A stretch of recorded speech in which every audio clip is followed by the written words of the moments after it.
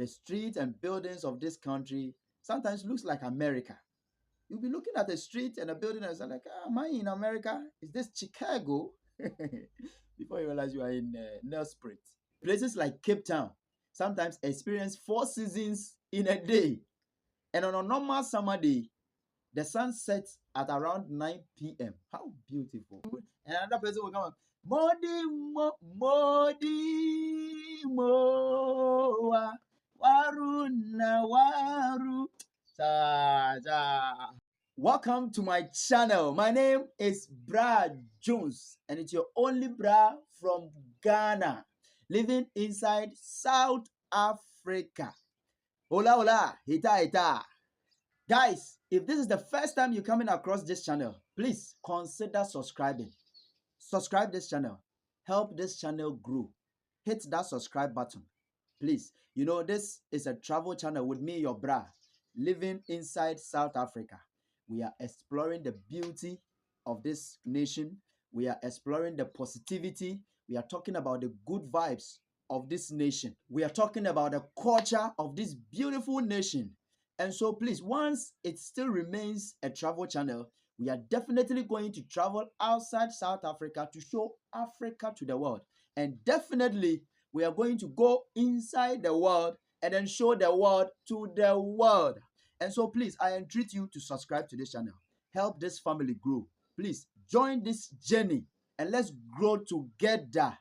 If you are already a subscriber and you always come back to watch this channel, may God richly bless you for always supporting and patronizing my channel. God richly bless you. My prayer is that may the Lord Almighty make us all rich. May He bless all our handiworks. And for you that came across the channel for the first time today, as the channel grows daily, may the Lord cause your handiworks also to grow and increase. Amen. So, as a Ghanaian in South Africa, I have come across, seen, and learned new things here in this country that appears different in my country, Ghana. So today, I'm going to talk about some of the things that I know in Ghana, my country, that appears differently here in South Africa. And trust me, guys, it's so interesting what I'm going to talk about. And so if you also can relate to what I'm saying, kindly let me know in the comment section. Don't forget to subscribe to the channel. Now, guys, let's go. So in Ghana, since when I was born, so when I moved to South Africa, I know that vehicles or cars uses the right-hand side of the road. And then the control and steer wheel system of the car is at the left front side for the driver. But in South Africa, coming to South Africa, it appears to me that it's the opposite. Rather, the vehicles or cars uses the left-hand side of the road, and then the control and steer wheel system is at the front right side for the driver. So from the use of the road and the control system of the vehicle is different as compared to that of Ghana. And so as a Ghanaian coming to South Africa for the first time, all I knew was the Ghanaian system. All I knew was the control system of the car is supposed to be at the left. And then the driver is supposed to drive at right of the road. Though I have seen some in some Western movies and foreign movies. But trust me, guys, I never expected to see this in any African country. For me, all I knew was that every African country is the same. Our driving system, we drive at the right, and the steer wheel and control system is at the left for every driver. That was all I knew. Trust me, guys. This is why sometimes travel and see is very important. And I remember I got to know this the first time I used the bus from Joburg to Mpumalanga. I was like, no, Charlie, something is not right here. The steer is at the right. Hey, how? Hey, don't mind your village boy. It was my first time. And it was like kind of weird to me. I was like, how? No, something is not right here. Something. Okay, maybe it's only this vehicle. So what I did was I peeped through the window to see that every car that comes has the same system as the one that we are sitting in. Charlie, It was an experience. And so that was the first thing I saw in South Africa that appeared different to that of Ghana. Talking of vehicles and public transportation, the next thing that I'm going to dive into is that in Ghana, we have two main means of public transportation, and they are the commercialized minivans, of which we call them trotro. Yeah, trotro. Charlie. And then the commercialized saloon cars, of which we call them taxi. Though we have other means of public transportation, which are the Ubers and the boats, the airplanes, and and so forth and so forth. But the trotro and the taxi are the main means of public transportation in Ghana. In South Africa, the main means of public transportation is the commercialized minivan as well. More especially this side of Mpumalanga that I stay. Guess what? They call it taxi. And I didn't know as a Ghanaian. All I know was that taxi was supposed to be the commercialized saloon cars, the smaller ones. As a Ghanaian, that is all I knew, and that is what I'm used to. And so finding this here for the first time, calling a minivan taxi, it was different. And I was like, taxi? Though I wasn't expecting them to call it Trotro because I know Trotro was a local name. It's a local name there in Ghana. And so maybe a different name for that vehicle would have been okay for me.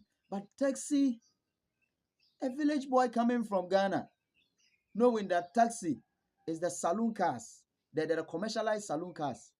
How then that South Africans are calling a minivan taxi? It was so different for me. Oh, a village boy. So when I came here for the first time, a friend of mine was taking me around the town where I live. And so he said, tomorrow we are going to pick a taxi from the roadside and then go to the next town. And then I'll show you around that place too. And so the next day we got to the roadside and we were there. He stopped the minibus. And then I was like, Charlie, but I thought you said we were going with a taxi. So why this one? He said, this is a taxi. I was like, my friend. I was like, Charlie, you didn't hear what I said. I said, you said we were going by a taxi. So why this one? I said, yes, that's it. This is our taxi. I said, no, this is a minibus. He said, no, we call it taxi here. It's a minibus, yes, but we call it taxi here. I said, And that reminds me, one of the days I went to pick a taxi by myself. Yeah, so, here the taxis, the driving system is at the right. And now the entrance of the taxi is at the left. But in Ghana, it's the opposite. And so I was the Ghanaian one was still in my mind. And so I went to stand at the right side of the minibus, which is a taxi, expecting the conductor to open the gate for me. And now all the passengers in the car was laughing at me. And so in Ghana, our minivan, which is the trotro, at the front, it takes 2 passengers. And now plus the driver, making 3. And so when I realized that the passengers in the car were laughing at me, I didn't want to. I was shy. I was kind of shy. So I didn't want to sit with them. So I wanted to sit at the front. I saw there was one person there. So I decided I was going to. No, in South Africa, the front picks only 1 plus the driver 2. And so I was there expecting the guy there to open the door for me to enter. And he was speaking in their language, saying the car was full, the car was full. I was not hearing. I was still standing there. And now the driver realized that I was a foreigner. So he spoke to me in English. I said, yes, it's full. Use there. I said, driver, go. I can't. I was super shy. That day, the day I will never forget. Until today, it still confuses me. Trust me, guys, I am honest. Till today, it still confuses me. Even when I'm using a private car, as to whether to sit at the left or the right, sometimes it confuses me. Before you realize I'm going to sit at where the driver is. And even sometimes when I'm crossing the road, instead of looking left, right and left again, I will be expecting the car to come from my left side. It's not easy, bro. But we are getting used to it very soon. So, guys, the next thing I'm going to talk about is the weather. So, in Ghana, we have 2 main seasons when it comes to the weather. Though we have other seasons like the Hamatan, but the two main are the summer and then the rainy season. But in SA, there are 4 seasons. We have spring, we have summer, we have autumn, and then winter. So as a Ghanaian in South Africa, coming here for the first time, I came to SA somewhere in the middle of March. Yeah, it wasn't winter yet. And that is what I was told. Though I knew that SA experiences winter, but it wasn't winter season yet. And so I came with a simple t-shirt like this one. So I got to the OR Tambo airport in a t-shirt like this one. But I realized that the place was cold at the arrivals of the airport.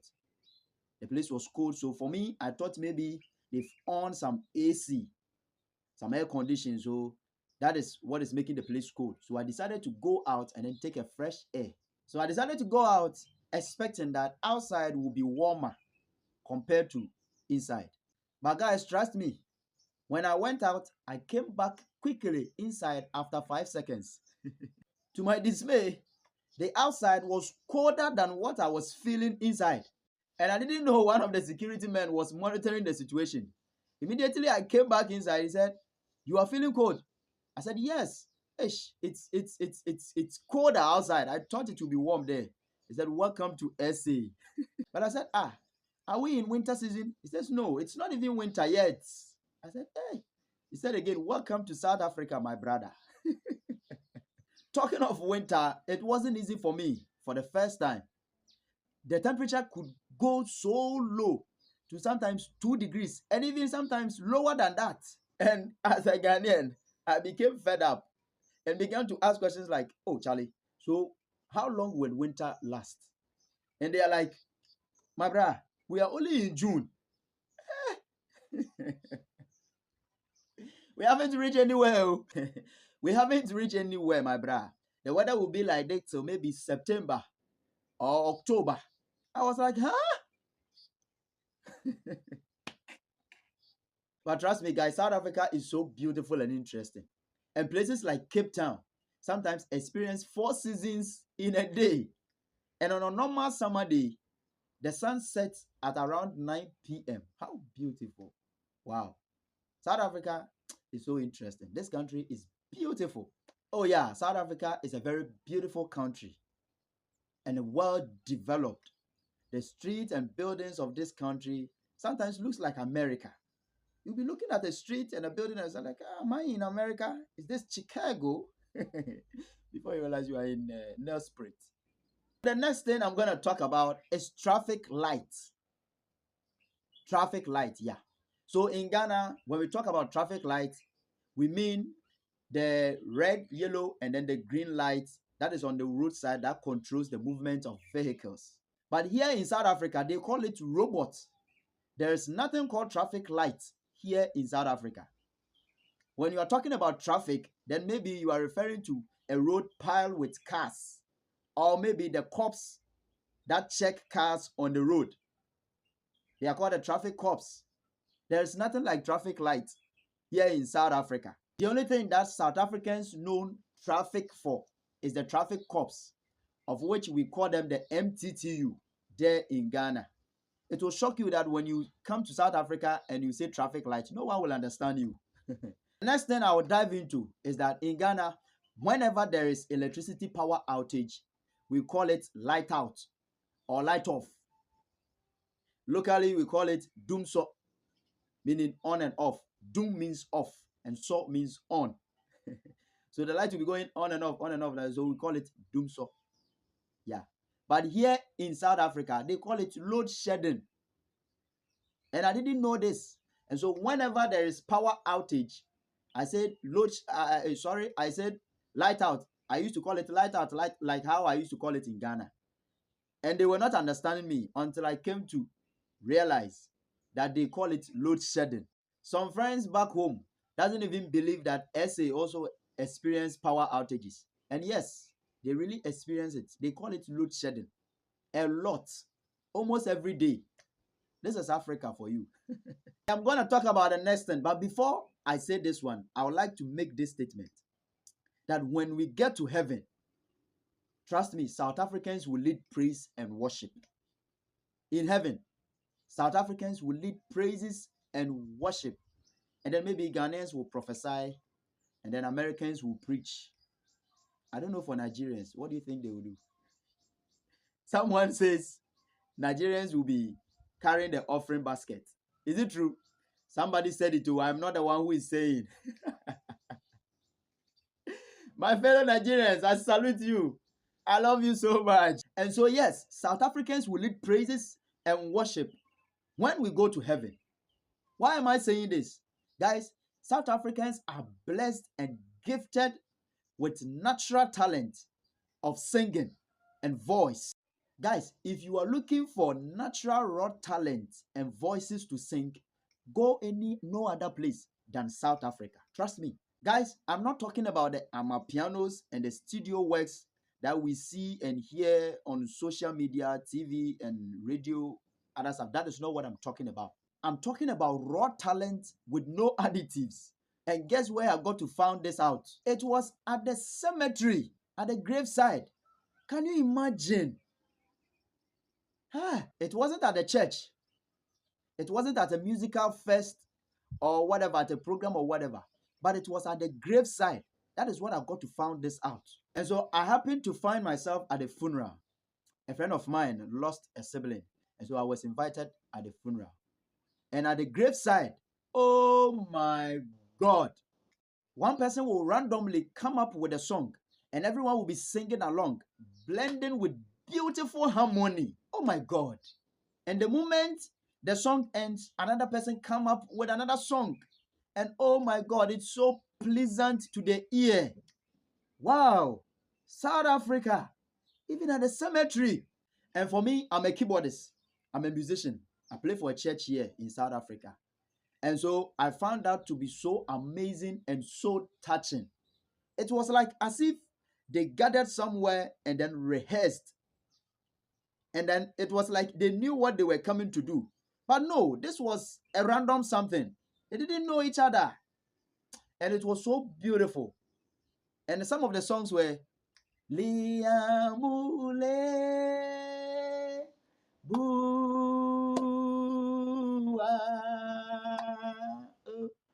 Liamule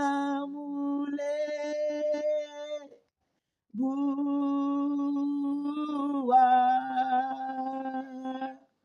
Liamule Bua